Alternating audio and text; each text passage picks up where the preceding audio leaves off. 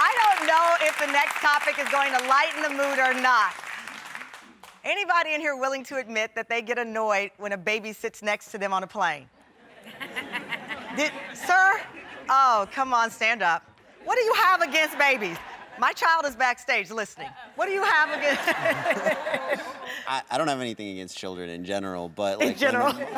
I personally like to sleep on a plane, and usually that gets a little bit in the way. The noise, the crying, you know, there's a lot of pressure from... You're cutting me deep with this right now. Oh, You know? oh, no. All right, well, I do understand. Even before I had a child, I have to admit, I was never annoyed, but I understand how people see a baby on a plane, you want to sleep, and you cringe. Well, there may be a solution for you, sir.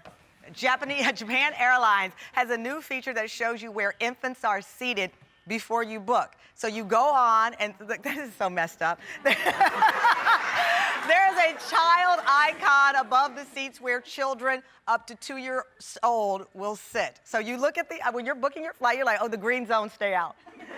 Joining us now is former flight attendant and host of the Jet Set, Bobby Laurie. He's standing by here. Bobby, thanks for joining us. Of course, thanks for having me.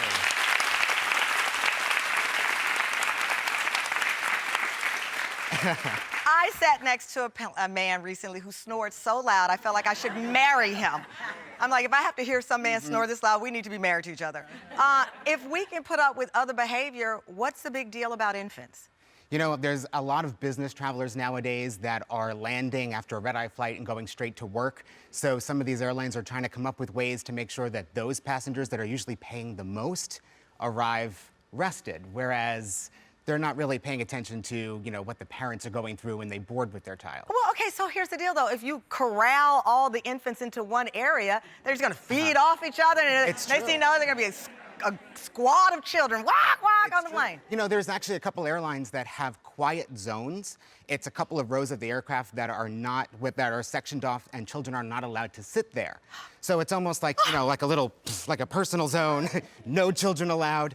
But I can think of a lot of different things that we would want to avoid on an airplane. You know, people take their shoes and socks off. And, Yes! Like, can they check that box so we can avoid them? That's my thing. People taking their shoes off and their nasty feet on my chair. Yes. The people behind me who thought that if they were on a party cruise, turned up drunk. I mean, look at me following my greens. What about that? I agree. And, you know, as a former flight attendant, you know, when we would get the complaints from the passengers about, say, crying babies, it puts the flight attendants in a very awkward position, because now you're going over to the parent and saying, oh, is there anything I can do to help? Right. And now they're offended because they're thinking that we're telling them, you're failing right now. How can we help you? But that's the thing. I mean, when I first flew with Moses, I read that George and Amal Clooney took like little bottles of tequila and gave it. I'm like, that could get expensive. It can. And, you know, there actually have been parents that have passed out gift bags with earplugs and snacks, like kind of like a pre-apology for what's about to happen. But okay, now, this lady, in please this speak for me, ma'am. I'm a biased customer. I have an infant, and I just feel like I shouldn't have to bribe you, but you clearly have to stand up in your shawl. I love to say you didn't dress up this way for nothing. I love it. What's your name? Dina. Dina, what are your thoughts? I first, when I heard about it, I thought it was a good idea, but as you're speaking, I'm thinking there are a lot more things that would bother me on an airline than a crying child. Yeah. I'm with you. The snoring, and also the person next to me who falls asleep and then their head is on my shoulder, that is like, no.